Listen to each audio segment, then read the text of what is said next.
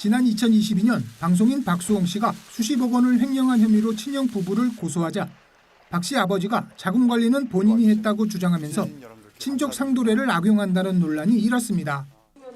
최근 박세리 씨가 재단 명의로 부친을 사문서 위조 혐의로 고소한 것도 이를 염두한 것으로 보입니다.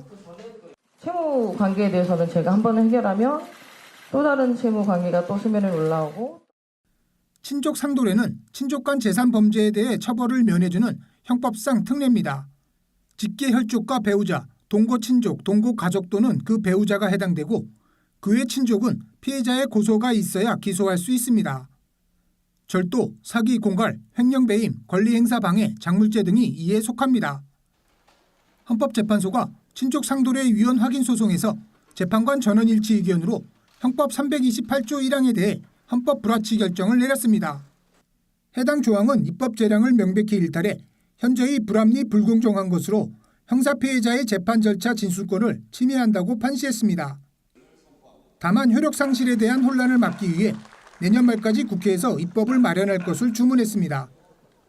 형법 328조 2항 친고죄에 대해선 헌법에 위반되지 않는다고 판단했습니다. 피해자 의사에 따라 국가 형벌권 행사가 가능하도록 한 데에는 합리적 이유가 있다는 취지입니다. 손축구 아카데미 손흥정 감독과 코치진들은 욕설과 체벌에 따른 아동학대 혐의를 받고 있습니다. 피해를 주장하는 아카데미 소속 아동 측은 지난 3월 일본 오키나와 전지훈련 중 욕설과 함께 엉덩이와 허벅지를 여러 차례 맞았다며 손 감독 등 3명을 고소했습니다. 골대에서 중앙선까지 20초 안에 뛰어오라는 지시를 지키지 못한 아이들을 코치가 코너킥 봉으로 때렸다는 겁니다.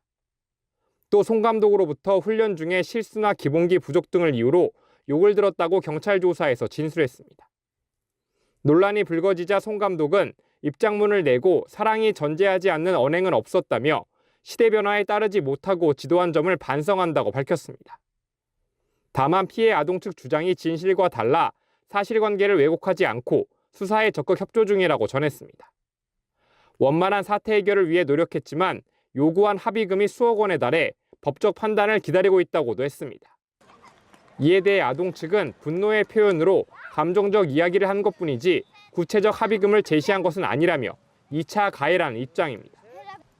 사건은 경찰 수사 후 지난 4월 검찰에 송치됐습니다. 이게 이제 언제부터 시작이 됐냐면 2022년에 이제 국토부 예하의 새만금 개발청이라고 하는 정부 기관에서 국제 골프학교 그리고 해양 골프장 등 조성하는 약 3천억대 레저 관광 사업을 추진하는 그 과정에서 이 박세리 씨 부친인 그 박준철 씨에게 국제 골프학교 설립 업체 참여 제안을 하게 됩니다. 그런데 사실 이제 이 그 제안을 받은 이 박 씨 같은 경우가 재단 법인 도장을 몰래 제작을 해서 거기에서 이제 직접 그 사업과 관련된 PT도 하고요.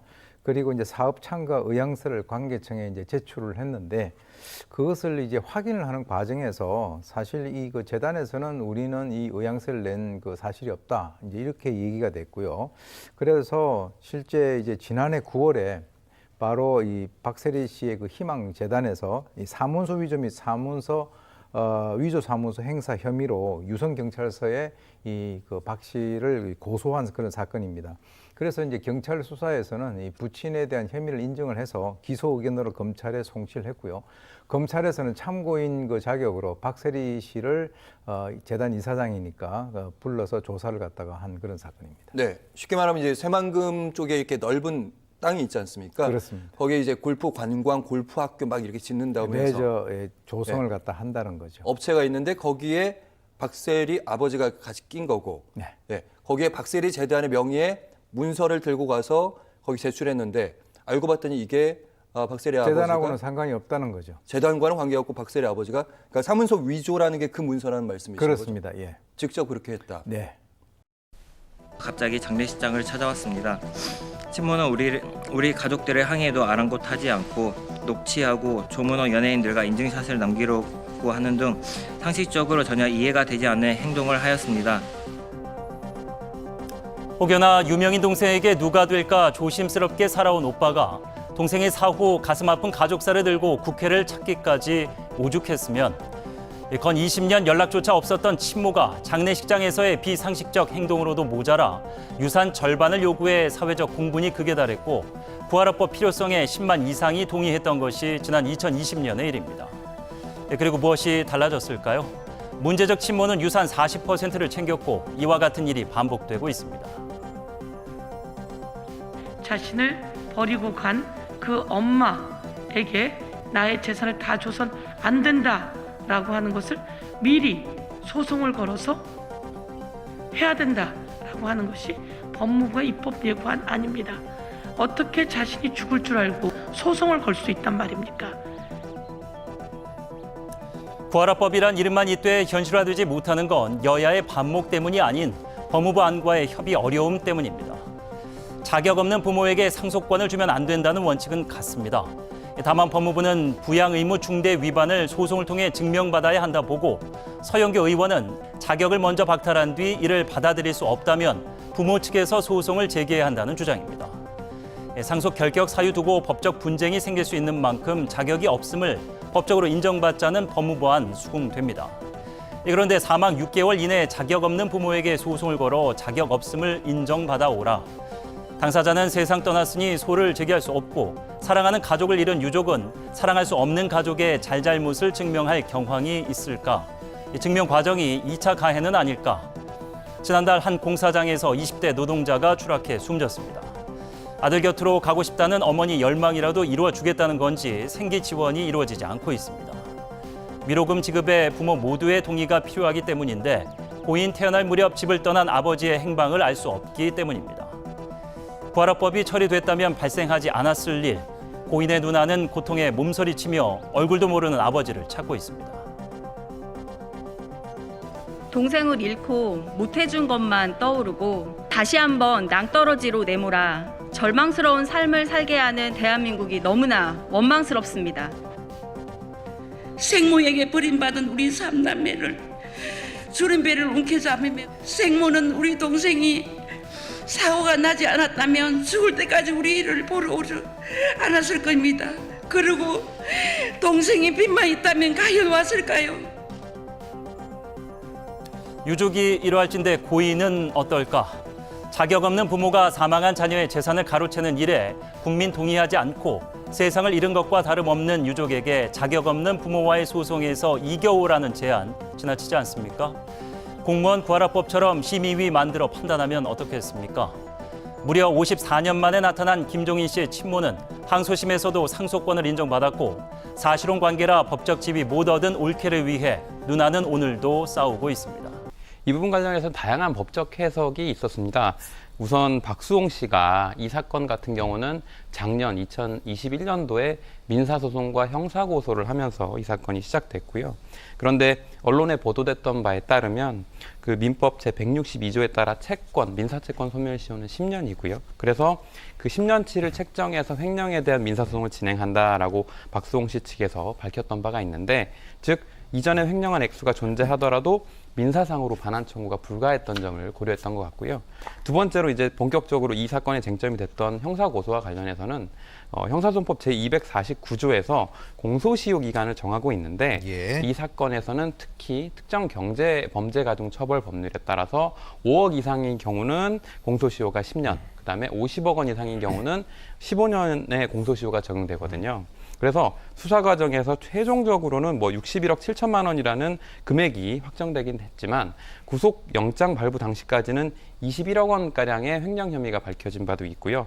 이 점을 고려해서 검찰 측에서 공소시효 10년을 고려했기 때문에 우선 10년치에 대한 밝혀진 부분에 대해 그 공소가 이루어지지 않았나, 이렇게 좀 해석이 되고 있습니다. 예, 이 사건이 초창기에 알려졌을 때와는 다르게 조사 과정에서 친형 대회는 아버지가 시키는 대로 했다 이렇게 주장하고 있고 아버지도 내가 다 했다 이렇게 얘기를 합니다.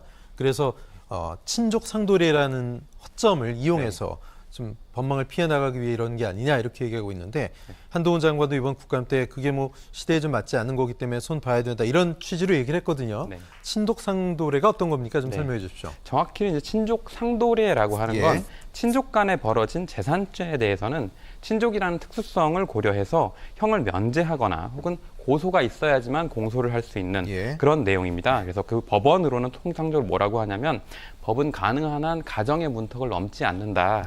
요 문헌을 토대로 합니다. 그래서 형사소송법에서 친족상도를 규정하고 있는데 다만 박수홍 씨 가족 사건의 경우에는 앞으로 뭐 밝혀지는 사실관계에 따라 사실관계가 조금 달라질 수는 있겠지만 가족들이 주장하는 내용에 따라도 결론적으로는 친족상도에 따른 면제를 받기는 어려워 보입니다. 여기서 그 문제가 됐던 게 일단 법인 자금 32억 원이 문제가 됐는데 법인의 자금을 박수홍 씨가 정담받아야 할 돈을 형이 횡령했기 때문에 피해자가 법인이기 때문에 친족상도례 적용이 안 될 수 있고요.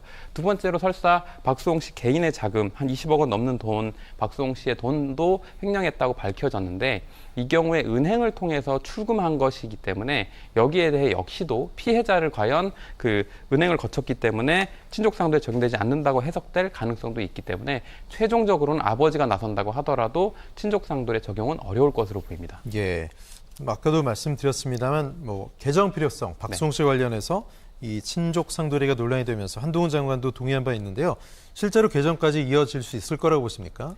이 과거 경과를 우선 보면 14대 국회 때부터 친족상도례 적용 대상 중 이 사건에서 문제가 됐던 형처럼 동거 가족도 과연 포함하는 게 맞냐, 이 부분은 삭제하는 게 옳지 않냐는 개정 시도가 있었고요. 또 중간에 민법의 개정에 따라서 피성년 후견인을 포함하는 내용, 이런 다양한 해석 문제 때문에 친족상도례 개정 시도가 수차례 있어 왔습니다. 그러나 당시 더 시급한 문제들의 해결 때문에 법률안의 개정이 이루어지지 못했었는데 이번 국회에서는 야당인 더불어민주당을 중심으로도 친족상도례에 대한 개정 시도 얘기도 있고 여당 측인 또 한동훈 법무부 장관도 국정감사에서 이에 대한 개정 의견을 밝힌 바 있기 때문에 긍정적으로 개정이 이루어질 가능성이 있어 보입니다.